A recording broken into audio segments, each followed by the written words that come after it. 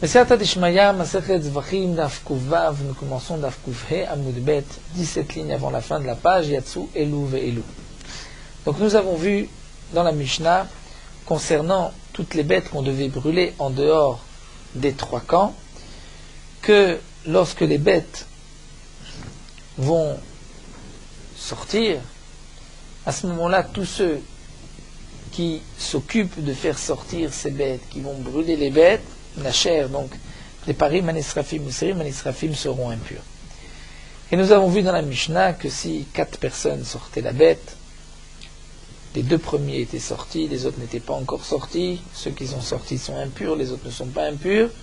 Lorsqu'ils sont tous sortis, à ce moment-là, ils ont tous reçu une impureté, pas seulement sur eux, mais aussi sur leurs habits. La Gemara va reprendre, Menan et Milé, d'où est-ce qu'on sait, donc tout ce din-là que nous avons vu dans la Mishnah d'impureté des 3 machanot. Et Tano Rabbanan, nous avons une braïta. La braïta nous dit, Lehelan ou Omer chutz le shalosh machanot. Kan le machane achat. Lomar lecha, kevan shiatsa chutz le machane achat, metame begedim.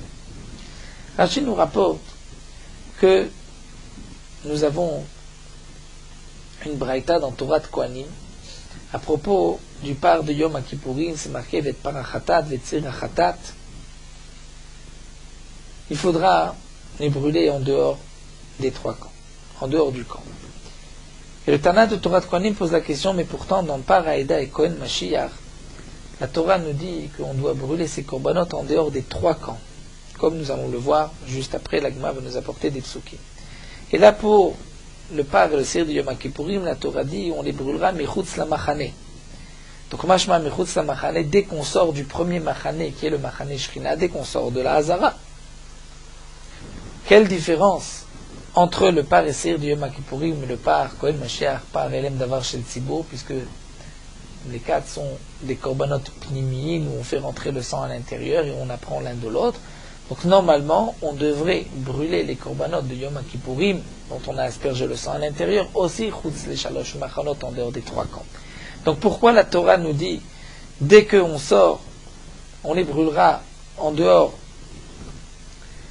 d'un seul camp? C'est pour nous dire qu'en vérité, dès qu'on sort du premier camp, on sort du Machane Shrina, on sort de la Hazara, la bête communiquerait une impureté à tous ceux qui portent la bête. Metama begadim. Alors la Gemara demande Veigoufa minalan. Et donc,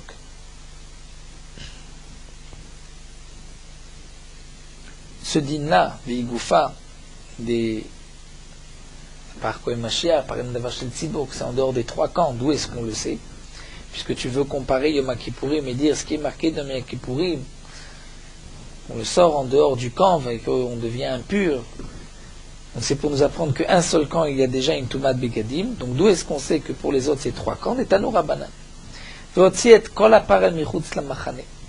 C'est marqué qu'on fera sortir tout le taureau en dehors du camp, dans un endroit pur, et on le brûlera là-bas. Et la Braïta nous dit, c'est Choussé Shalosh Machanot, pas en dehors d'un seul camp, en dehors des 3 camps. Machane Shrina, Machane Levi et Machane Israël. Ata Omer chutz le shalosh machanot. Juste peut-être qu'il est bon de rappeler les 3 machanot par rapport au Diglé Midbar, lorsque Israël était dans le désert. Ils campaient tout autour du Mishkan. Il y avait le Mishkan au milieu, les Lévi'im autour du Mishkan, et ensuite le Machane Israël. Le Mishkan avait le statut du Machane Shechina, les Lévi'im Machane Leviya, et ensuite le Machane Israël. Et il y avait donc des dagot, des kdushot entre ces 3 machanot. Il y avait un homme impur qui devait sortir d'un camp mais pas de l'autre. Le Metzora sortait des 3 camps. Ici, la Torah nous dit que pour le par Kohen Mashiach, par Elem Davar Shel Tzibur, il va sortir en dehors du camp, et en dehors du camp, c'est en dehors des 3 camps. Ata Omer chutz shalosh machanot, est-ce que c'est en dehors des 3 camps? Et non, il a machane achat, peut-être que la Torah dit juste en dehors d'un seul camp. Sheu Omer bepar haïda mechutz la machane, la Braïta continue, puisque c'est marqué à propos du par haïda, il sortira en dehors du machane, shen seich lomar. La Torah n'avait pas besoin de dire à propos du Korban, Elem Davar Shel Tzibur, qu'on le sort en dehors du camp, étant donné qu'on l'apprend du par Kohen Mashiach, comme c'est marqué, la Torah nous dit à propos du par Elem Davar Shel Tzibur, qui est marqué dans la Torah, dans Parashat Vaïkra, juste après le par Kohen Mashiach, la Torah dit tu le brûleras comme tu as brûlé le premier par. Donc pourquoi la Torah répète à propos du Parlem Davar Shel Tzibour qu'on doit le sortir en dehors du camp? C'est l'Iten lo Machane Shnia, pour dire qu'il faut le sortir en dehors, pas d'un camp, mais de deux camps. Lorsque c'est marqué dans un autre pasouk que le Kohen devait faire sortir le Deshen, la cendre du Misbeach, en dehors Mechutz Machane, la Torah n'a pas besoin de préciser en dehors du Machane. Pourquoi? Puisque la Torah nous a dit juste avant, c'est marqué Al Shefech HaDeshen Yisaref, c'est marqué que le par Kohen Mashiach était brûlé en dehors du camp, ou Al Shefech HaDeshen, là où on versait la cendre du Misbeach. Donc, si la Torah me dit que tu vas brûler le par Kohen Mashiach là où on versait la cendre, donc lorsque la Torah nous dit tu vas verser, tu vas jeter la cendre, la Torah n'a pas besoin de me dire que c'est en dehors du camp, je l'apprends de là-bas que c'est en dehors du camp. Donc si la Torah répète, me dit Mechutz Machane, c'est pour me dire qu'en vérité c'est en dehors du troisième camp. Chaque fois que c'est marqué Mechutz Machane, on s'éloigne un peu plus. Donc les Ten lo Machane Shlishi, de là on apprend que le par Kohen Mashiach, par Elem Davar Shel Tzibour, et le Deshen du Misbeach, la cendre du Misbeach était, à part bien sûr la Troumat HaDeshen qui était posée juste à côté du Kevesh, à côté du Misbeach, mais tout le reste, toute la cendre était sortie en dehors donc des trois camps. Lorsque à Yom Kippourim, la Torah dit qu'on va sortir en dehors du camp et on va le brûler là-bas et que celui qui l'a sorti est impur, pourquoi en dehors d'un seul camp? En vérité, on apprend d'ici que ces trois camps, tous les pnimiotes ont le même din. C'est pour nous enseigner, donc nous dit la Gemara, que dès qu'on sort d'un seul camp, on est déjà impur. Ve Rabbi Shimon, la Gemara continue d'après Rabbi Shimon qui dit dans notre Mishnah que les Kohanim ne sont impurs que lorsque le feu a pris Tzataor Berubo, a pris la majorité des membres de ce korban. Mais dès qu'on est sorti, il n'y a pas encore d'impureté. Alors Rabbi Shimon, comment vas-tu utiliser le Mechutz Machane qui est marqué à propos de Yom Kippourim, puisque ce Mechutz Machane ne vient pas nous apprendre que dès qu'on sort du camp, il y a une impureté. Alors la Gemara répond, mais vaillez les détails, on a besoin pour cette braïta. Rablezer Omer. Rablezer dit, Nemar kan Chutz Machane, venemar lan Chutz Machane. Il est marqué ici, Chutz Machane. Ici, nous dit Rashi à propos du par Yom Kippourim. Et là-bas, c'est marqué, Mechutz Machane à propos de la para Adouma. C'est que la Torah, par cette Gzera Shava, je vais apprendre l'un de l'autre. Mal et l'un les Shalosh Machanot. De la même manière que pour le par de Yom Kippourim, le parim Anisrafim, c'est en dehors des trois camps. Donc, Afkan, pour la para Adouma, je dois aussi l'égorger en dehors du Beth Amikdash, en dehors des trois camps. Umal et l'an, et puisqu'à propos de la para Adouma, la Torah a dit qu'on devait l'égorger et asperger en face du Oel Moed. Donc Malelan les Mizracha chez Yerushalayim, il se trouvait à l'est de Yerushalayim. Il était dirigé vers l'ouest, en face du Echal, en face de la porte du Echal. Donc je dirais Afkan les Mizracha chez Yerushalayim. Ici aussi, pour Yom Kippourim et les autres parim anisrafim, on va les brûler en dehors des trois camps, du côté est, face à Yerushalayim. Alors la Gemara continue les Rabbanan, et là les Rabbanan, d'après les Chachamim qui pensent que le Chutz Machane ne vient pas à nous enseigner ce din-là de la Gzera Shava, mais vient nous apprendre que dès qu'on sort d'un Machane, il y a une impureté. Alors d'après eux, où est-ce qu'on va brûler les parim Nisrim Anisrafim? La Gemara répond qu'il est Tanya, comme c'est marqué dans la Braïta. Echan Nisrafim et Tzfon Yerushalayim. Où est-ce qu'on brûlait?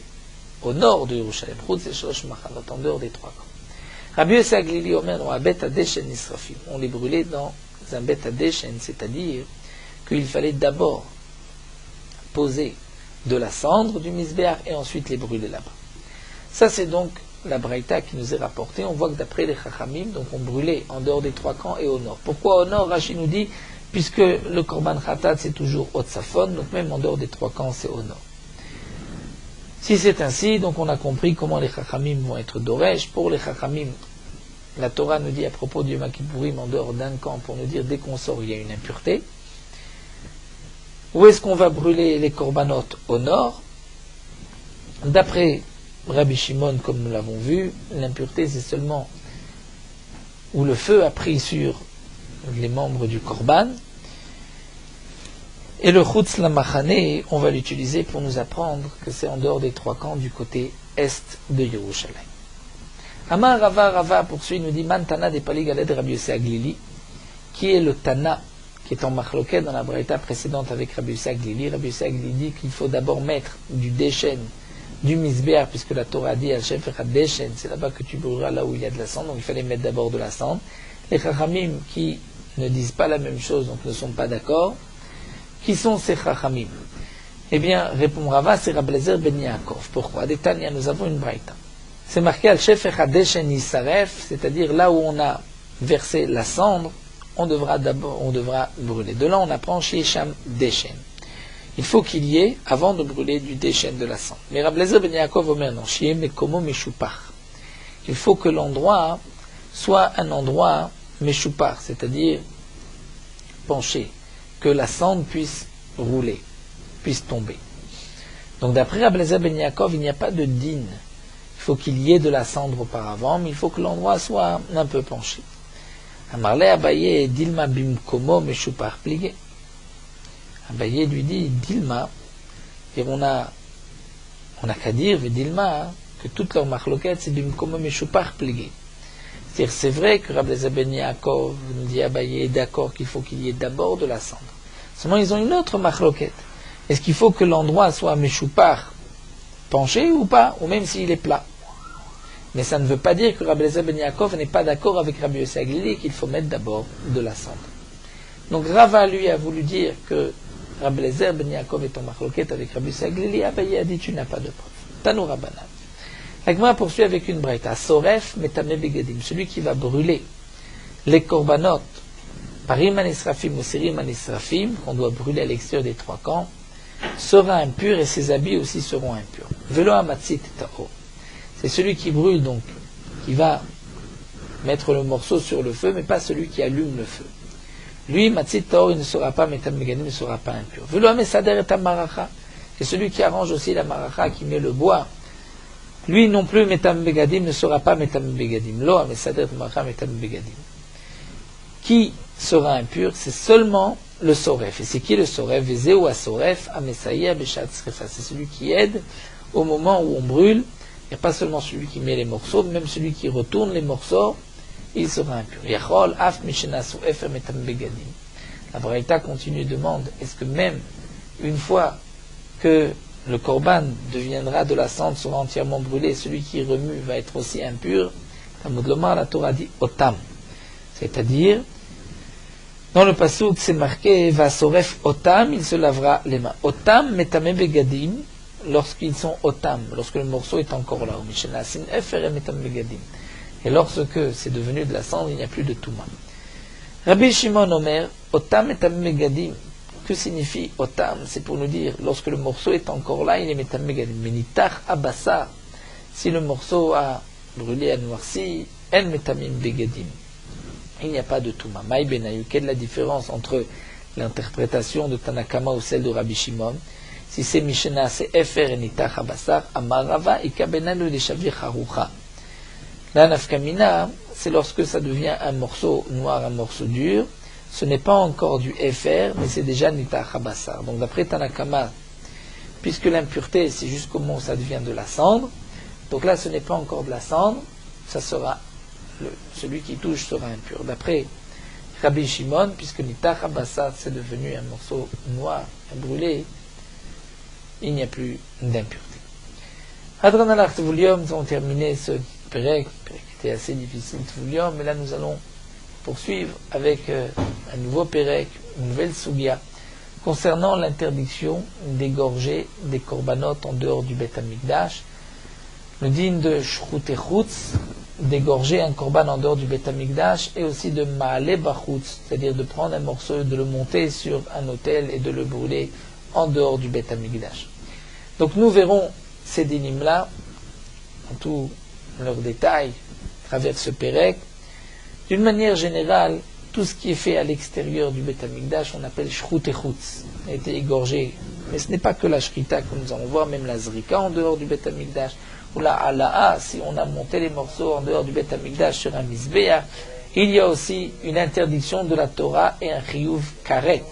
Et si un homme a transgressé sans faire exprès, il devra donc apporter un korban khatat. La Mishnah nous dit Ashochet va malé bachutz, celui qui égorge une bête. Donc il s'agit d'une bête kodashim qu'on a sanctifiée, et Rashi a l'air d'avoir la girsa kodashim bachutz. Ashochet donc va malé, ou bien qui fait monter sur un autel kodashim bachutz, il est chayav. Donc l'autel, nous verrons est-ce que c'est même une pierre ou seulement construction d'un autel, mais celui qui monte, c'est-à-dire qui va brûler, il est chayav à la shrita, et chayav à la hala'a, sont deux interdictions, il est chayav et sur la shrita et sur la hala'a. Comme nous dit Rashi, puisqu'on apprend de deux psukim, Asher Yishrat et Asher Ya'ale. Rabbi Yossi Aglili, Omer Rabbi Yossi Aglili nous dit, Shachat bifnim ve'ela bachutz, il faut rajouter dans la Mishnah chayav. Si un homme a égorgé un korban dans le Beth Amikdash, et ensuite il est sorti avec les morceaux du korban pour les brûler en dehors du Beth Amikdash, il est chayav sur la hala'a. Mais, nous dit Rabbi Yossi Agli, si shachat bachutz ve'ela bachutz, il a égorgé la bête à l'extérieur, et il l'a montée sur un autel pour la brûler à l'extérieur, il est patour sur la hala'a. Shelo ela el adavar pasoul, parce qu'il a monté un korban pasoul, c'est-à-dire un korban qui ne pouvait pas être brûlé à l'intérieur, étant donné qu'on l'avait égorgé à l'extérieur. Et comme nous allons le voir, Rashi nous le rapporte déjà ici, dans le pasouk, c'est marqué Vel petacho el moed lo yivin. C'est-à-dire que la Torah nous dit pourquoi celui qui a égorgé ou monté les membres à l'extérieur du Beth Amikdash il est chayav, parce qu'il ne l'a pas fait à l'intérieur. De là on apprend que ce que je peux faire à l'intérieur et que je fais à l'extérieur, il y a un issour. Mais ce que de toutes les manières on ne peut pas faire à l'intérieur qu'on a fait à l'extérieur, il n'y a pas de issour. Donc lorsqu'on a égorgé à l'intérieur, non, égorgé à l'extérieur, on aurait pu égorger à l'intérieur, donc on est chayav. Lorsqu'on a égorgé à l'intérieur et qu'on sort les morceaux pour les brûler à l'extérieur, on aurait pu les brûler à l'intérieur puisqu'on a égorgé à l'intérieur, donc là aussi il est chayav. Mais si on a égorgé à l'extérieur, alors on ne peut plus prendre les morceaux et les monter à l'intérieur. Donc même si on les monte à l'extérieur, il n'y a pas de triouf, c'est ce que nous dit Rabbi Yossi Aglili. Chez Loéla, elle a d'avoir pasoul, parce qu'il n'a monté à l'extérieur que ce qui était pasoul. Amroulo melecham lui on dit afashochet bifnim umale bachutz. Si c'est ainsi, même celui qui fait la shrita à l'intérieur et qui ensuite sort les morceaux pour les brûler à l'extérieur, dès qu'il les a sortis, il y a déjà un psoul yotse, il ne peut plus les re-rentrer. Donc tu ne devrais pas dire que lorsqu'il les brûle à l'extérieur, il est chayav. Tu vois pourtant qu'il est chayav, bien que c'est sorti. Donc kevan sheotzio pesalo, dès qu'on l'a sorti, c'est pas soul, il y a un psoul de yotse, et pourtant on est chayav, donc même si on a fait la shrita à l'extérieur et qu'on est mal à l'extérieur, on est aussi chayav d'après les chachamim.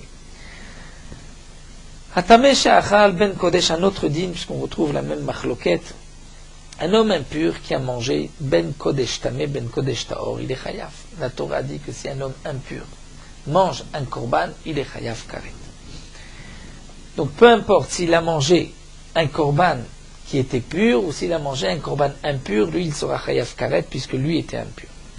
Mais Rabbi Yossi Aglili Omer non, tameh she'achal taor chayav. Un homme impur qui mange un aliment, un korban pur, là il est chayav.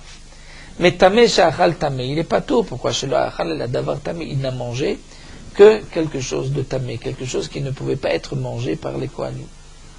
Amroulo, on lui a dit non à Rabbi Yossi Aglili, af tameh she'achal et taor, mais même un homme impur qui a mangé ce qui est pur.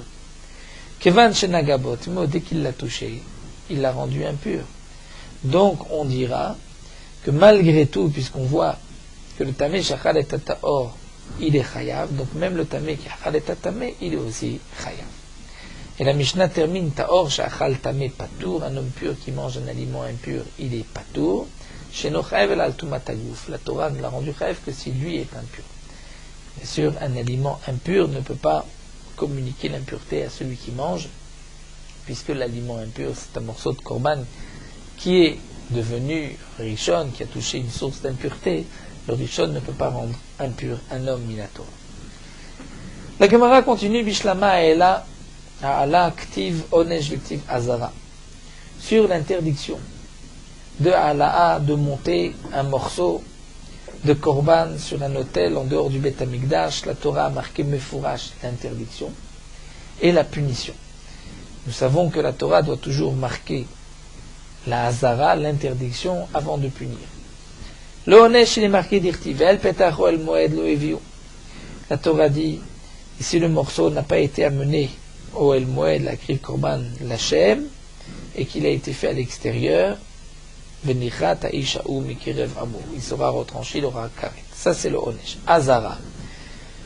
L'interdiction d'irtiv, c'est marqué Ishamer lecha penta'ale olotecha bechol makom asher tireh. La Torah dit, tu ne pourras faire attention, tu ne pourras pas Ishamer lecha de monter, de prendre un morceau de korban et de le monter sur un autel en dehors du Beth Amikdash. Bien que ce n'est pas marqué lota'ale, c'est marqué Ishamer lecha.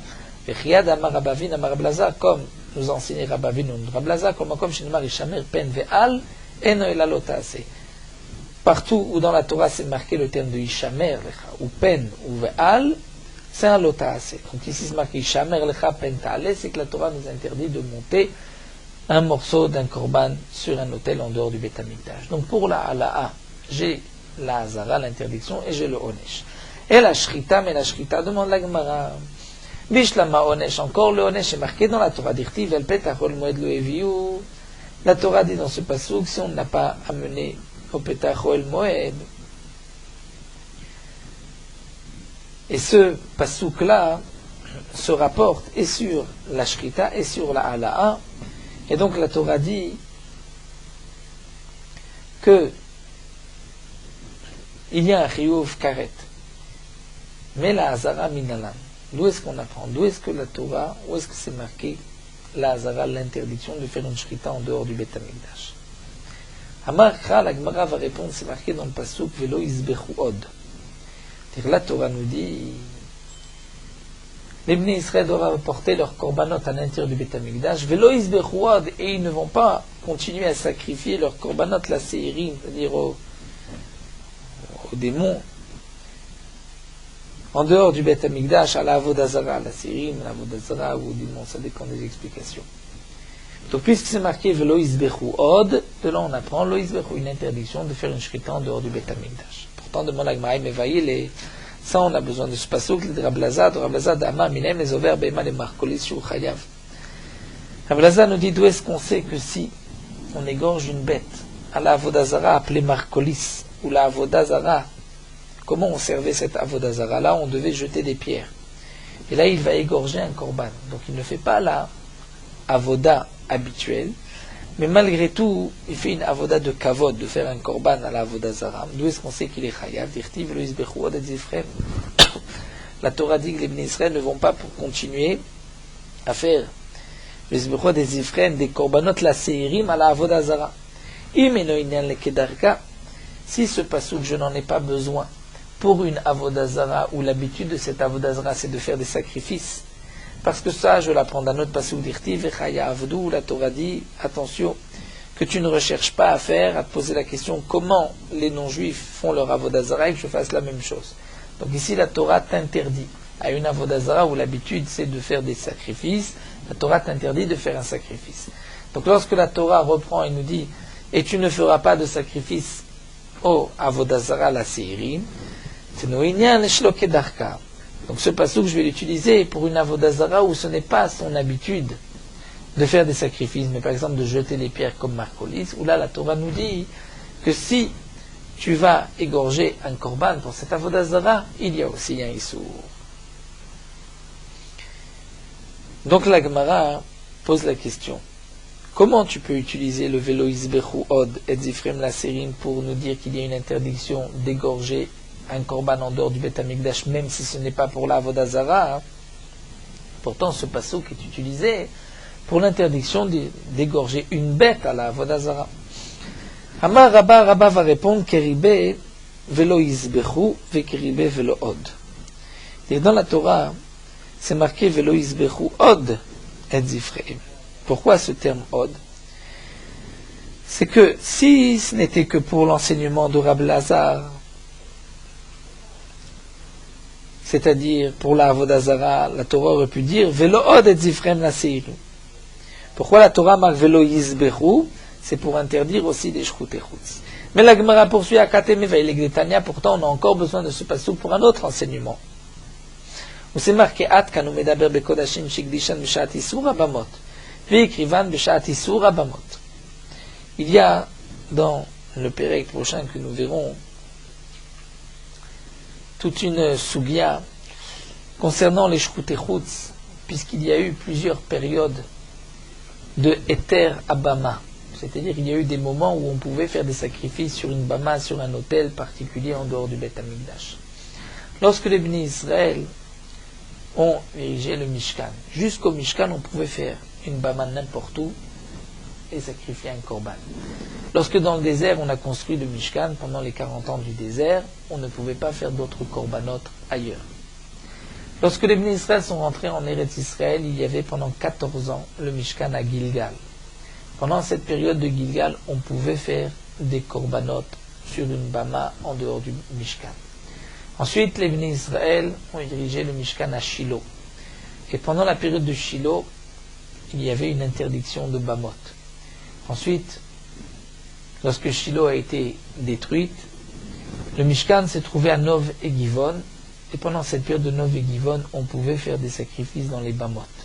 Et après Nov et Givon, c'est la construction du Beth Amikdash. Et depuis, on ne peut pas faire de sacrifices en dehors du Beth Amikdash.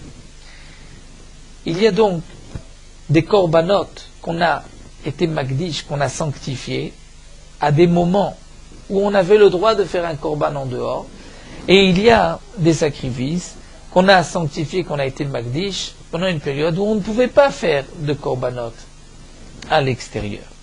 Il est évident que si je n'ai qu'un seul pasouk qui me dit tu ne pourras pas faire de korban à l'extérieur du Beth Amikdash, je vais d'emblée apprendre pour le plus petit chidouche qui est un korban que tu as sanctifié à un moment où tu avais l'interdiction de faire des bamot, la Torah dit tu ne peux pas le sacrifier dans une bama. Mais un korban que j'ai sanctifié pendant les 14 ans de Gilgal, où on avait le droit de faire un sacrifice dans une bama. Donc lorsque j'ai sacrifié ce korban, il était destiné à une bama. Ensuite, ce korban-là que j'ai sanctifié, je veux l'égorger.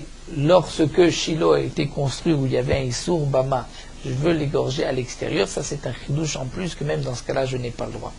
Et donc la Braïta me dit Atkan, c'est-à-dire jusqu'à ce pasuk lo isberu, tout ce qui est marqué avant, qu'il y a un chiyuv karet si on égorge un korban en dehors du Beth Amikdash. Je te dirai ou medaber bekodashim shigdishan bishat Issour Bamot.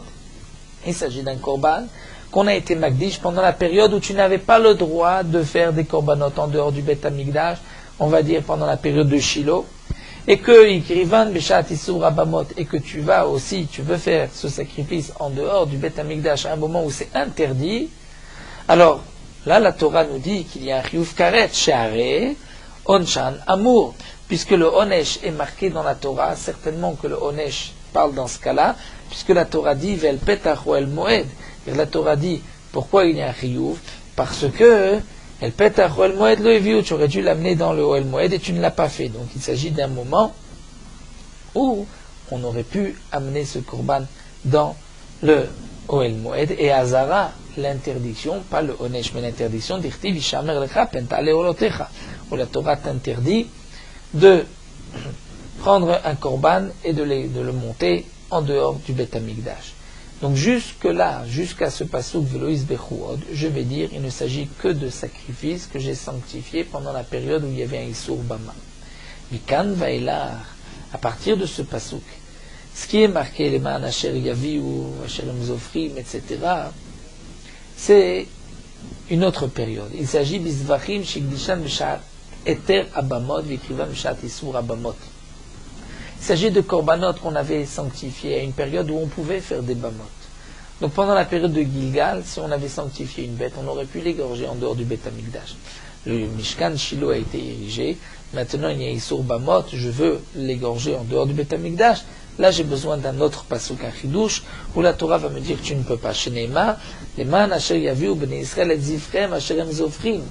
C'est-à-dire, afin que les bnei Israël puissent apporter leurs korbanot qu'ils égorgent, ils vont les apporter dans le Beth Amikdash. Zvachim shitarti lecha kvar al pnei hasadeh. C'est notre achat.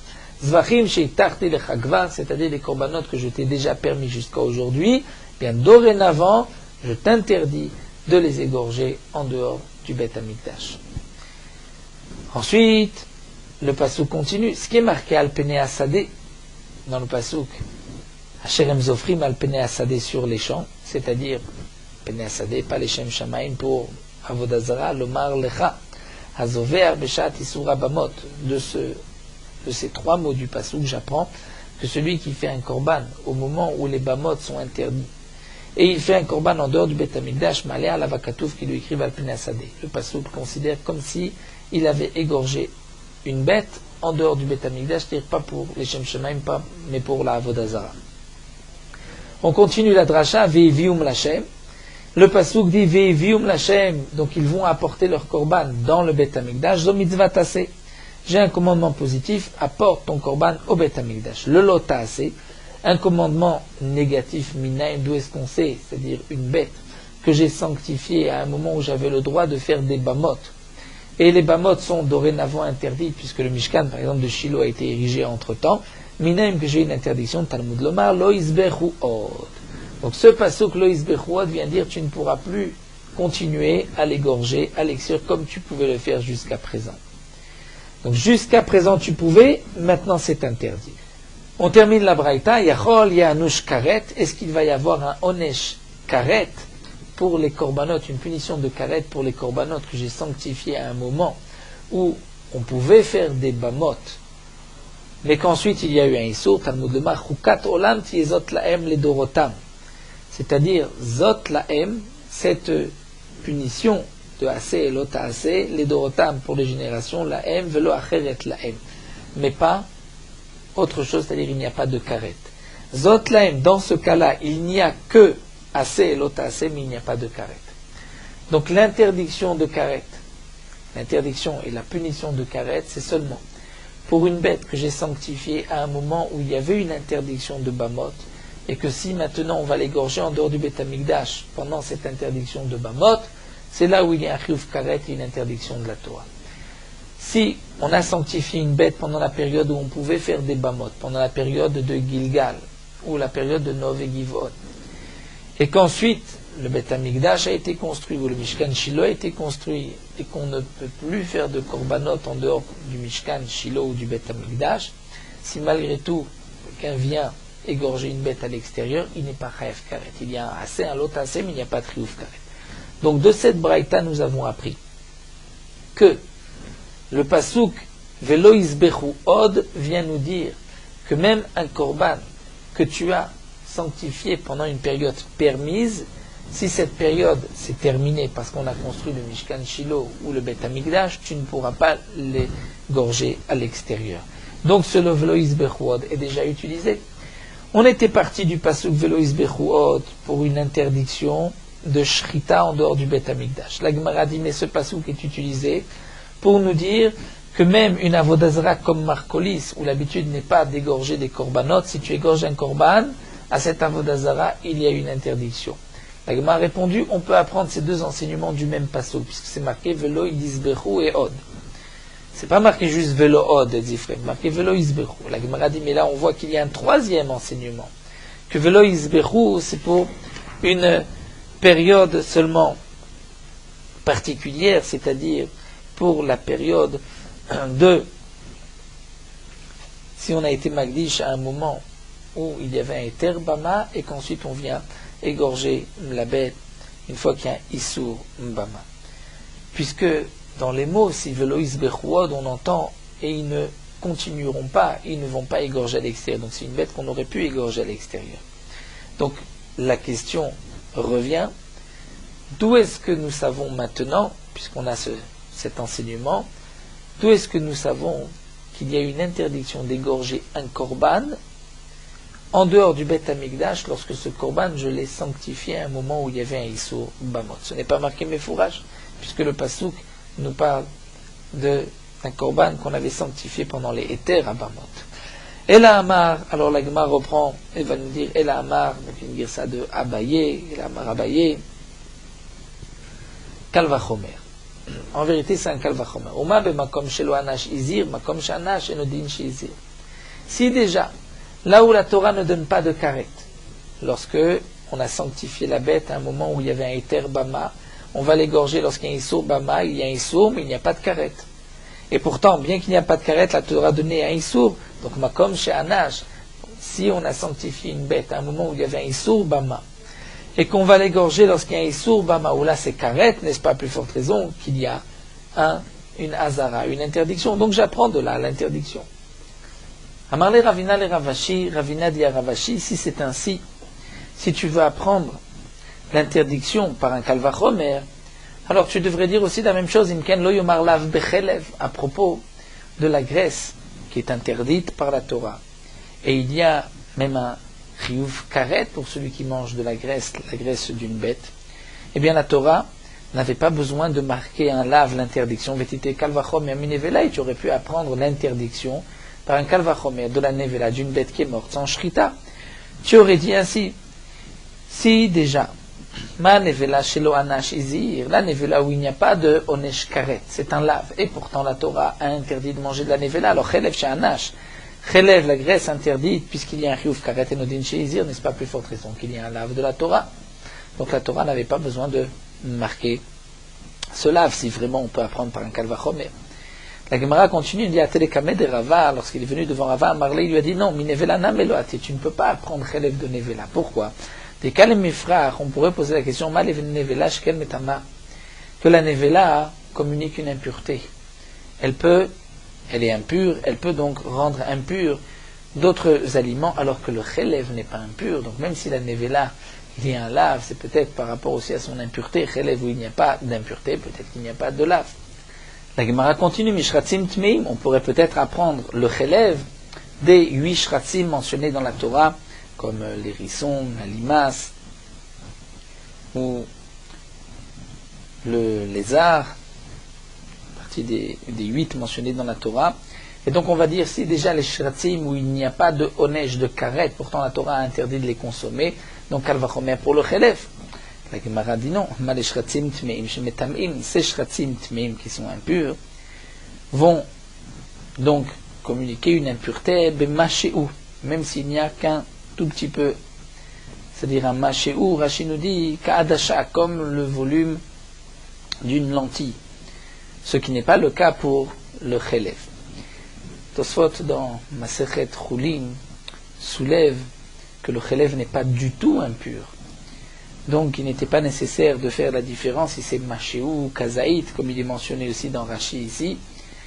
Donc certainement dit Tosfot que c'est juste une erreur de celui qui a recopié les textes, d'un élève qui s'est trompé. Et simplement la question de la Gemara, que tu ne peux pas apprendre le chelev des shratzim parce que les shratzim sont impurs. La Gemara continue, mishratzim tehorim. Alors peut-être qu'on pourrait apprendre des shratzim qui n'ont pas d'impureté. Et de dire, si déjà les shratzim où il n'y a pas de chiyuv karet, la Torah les a interdits à la consommation, donc à plus forte raison pour le chelev, où il y a un isur karet. Donc pourquoi la Torah a-t-elle besoin de préciser que le chelev, il y a une interdiction de consommer? Et la Gemara nous dit encore, les shratzim teorim, on pourra dire que les shratzim teorim, leur interdiction de la consommation, c'est même s'il n'y a que ka'adasha, que le volume d'une lentille, alors que pour le kazaït, pour le chelev, c'est un kazaït. Donc tu ne peux pas apprendre l'un de l'autre. Alors la Gemara continue. Alors on aurait pu apprendre Orla avec Kila Kere. Dire de Orla, l'interdiction de Orla ou de Kila Kere, donc des fruits pendant les 3 premières années, ou du blé qui a poussé entre les vignes. Et on va dire, si déjà Orla et Kila Kerem où il n'y a pas de chiyuv karet, pourtant il y a un issour de les consommer, donc à plus forte raison pour le chelev. La Gemara dit non, ça aussi on ne peut pas poser, on ne peut pas dire ce kalvachomer, mal Orla et Kila Kerem shkanasurim bana. Tu diras que Orla et Kila Kerem c'est différent parce qu'on a interdiction même d'en tirer profit, alors que le chelev on peut en tirer profit. Alors la Gemara dit, alors on aurait appris Shvi'it, puisque Shvi'it, il y a une interdiction, et pourtant il n'y a pas de ana'a, d'interdiction d'en profiter. La Gemara dit, mais mal Shvi'it shken tofeset damea. Shvi'it, il y a quand même un issour particulier, c'est que si on a vendu des fruits de la Shemitah, la Kedusha de Shemitah va se poser sur la valeur de ces fruits, ce qui n'est pas le cas pour le chelev. Alors la Gemara dit, bon, alors on aurait appris Trouma. Si déjà la Trouma, où il n'y a pas, on va dire que la Trouma, la Torah a donné un issour au Kohanim, à Israël, de manger la Terouma, alors que il n'y a pas de karet pour la trouma, c'est mitab et des shamaim. Donc à plus forte raison pour le chelev, ou c'est karet. La Gemara répond non, tu ne peux pas apprendre de trouma, shken l'utar michlala. puisque la trouma, en aucun cas, on trouve que la trouma est permise, alors que le chélèv, pour nous, le chélèv d'une bête sauvage est permis. Donc la Gemara, effectivement, nous dit, tu ne peux pas apprendre le chélèv, l'interdiction du chélèv par un kalvachomer. Et mikul huna, mais même si tu prends tout ce qui a été mentionné, tu vas apprendre le chélèv de tous ces cas-là, je te dirais, que tout ce qui a été mentionné n'est jamais moutar, alors que le chélèv est parfois permis. Donc si la Torah n'avait pas marqué l'interdiction de le consommer, on n'aurait peut-être pas pu l'apprendre d'ailleurs. Donc la Gemara nous a apporté que l'interdiction d'égorger une bête en dehors du Beth Amikdash, on l'apprend par un kalvachomer. La Gemara a voulu poser la question, mais si tu apprends par un kalvachomer, alors tu pourrais aussi apprendre le chélèv par un kalvachomer. La Gemara a démontré que non, que le chélèv, tu ne peux pas l'apprendre par un kalvachomer. Donc, ce que nous avons dit auparavant est maintenu. Shrut et chutz, on peut apprendre d'un kalvachomer. Amar Rava, Rava dit non. Ikasheli hakasheli. S'il y a une question que je me pose, c'est celle-ci. Haditnan, ce qui est marqué dans la Mishnah. Rashi nous rappelle la Mishnah dans Masechet Kritout, où il y a 36 Kritout mentionnés, que si un homme les a transgressés sans faire exprès, il apportera un korban khatat. Et c'est marqué que le korban Pesach est mila. C'est-à-dire, si un homme n'apporte pas son korban Pesach ou n'a pas fait la mila, il n'y a pas de korban khatat, puisque c'est mitzvah tassé, c'est un commandement positif et ce n'est pas un commandement négatif.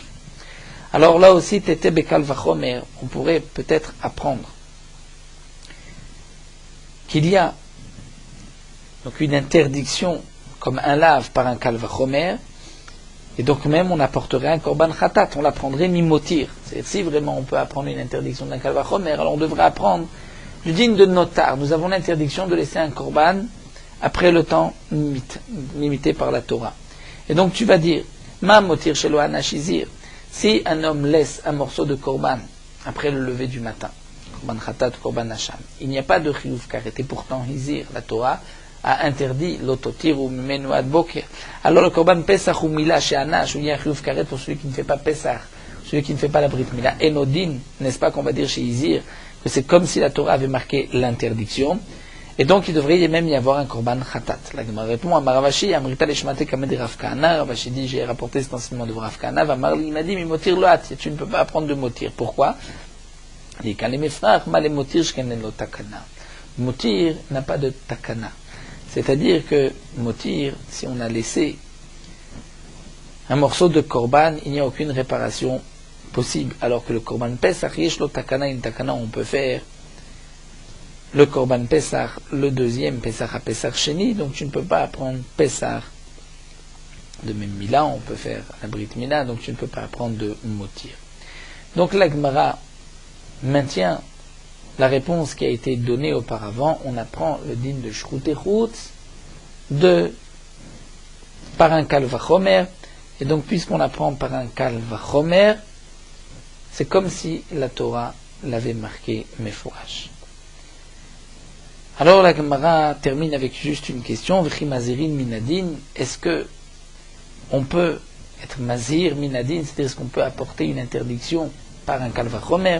Fais le mandamar onchi minadin, même d'après le mandamar dans Masechet Makot, celui qui pense qu'on peut punir par un kalvachomer, mais une hazara, une interdiction, on ne peut pas la prendre par un kalvachomer. Donc cette réponse n'est pas maintenue. La Gemara, ensuite, il a quitté Rabbi Yochanan, nous laisserons Bezrat Hashem pour Zain, puisque la Gemara nous apportera donc d'autres réponses. Donc on va s'arrêter ici. Elle a quitté Rabbi Yochanan. Nous terminons avec Morot Halacha d'Af Kuf Vav. Un homme qui a été aux toilettes avant de se laver les mains, avant de manger, et il veut donc se laver les mains parce qu'il était aux toilettes et aussi parce qu'il doit manger. Et ce n'est pas suffisant. Il ne pourra pas se laver les mains une seule fois et dire et la bracha de Asher Yatzar et la bracha de Netilat Yadayim, parce que sinon la bracha de Asher Yatzar est un hefsek entre la Netilat Yadayim et la bracha. Si d'autre part il commence par Netilat Yadayim ensuite Asher Yatzar, alors Asher Yatzar sera une interruption entre la bracha de Netilat Yadayim et la bracha du Motzi. Et les Khatrila, il faut que la bracha de Netilat Yadayim soit proche de la Seuda de la bracha du Motzi. De même, il ne pourra pas se laver les mains et juste dire Netilat Yadayim et ensuite dire Asher Yatzar après la bracha du Motzi. puisque l'obligation de dire Asher Yatzar est tout de suite au moment où il sort des toilettes, où il se lave les mains. Donc comment va-t-on agir dans ce cas-là? Voici ce qu'il faudra faire. Il faudra se laver les mains 2 fois. La première fois, on se lave les mains, mais d'une manière qui n'est pas suffisante pour la Séouda, c'est-à-dire sans Kéli. On se lavera les mains sans Kéli, on dira la bracha de Asher Yatzar, et après c'est essuyer les mains. On se lavera les mains une 2e fois pour le Netilat Yadayim de la Séouda. Mais les poskim nous disent que c'est seulement les Khatrina. Mais Bitli Avad, si, même lorsqu'il est sorti des toilettes, s'est lavé les mains comme le Netilat Yadayim pour la Séouda, et il pensait donc ainsi se laver les mains pour manger, mais il devra d'abord dire Netilat Yadayim, ensuite il dira Asher Yatzar. Étant donné que certains poskim pensent qu'Asher Yatzar n'est pas une interruption entre Netilat Yadayim et la Séouda, donc il pourra d'abord dire Netilat Yadayim et ensuite Asher Yatzar avant le Motzi.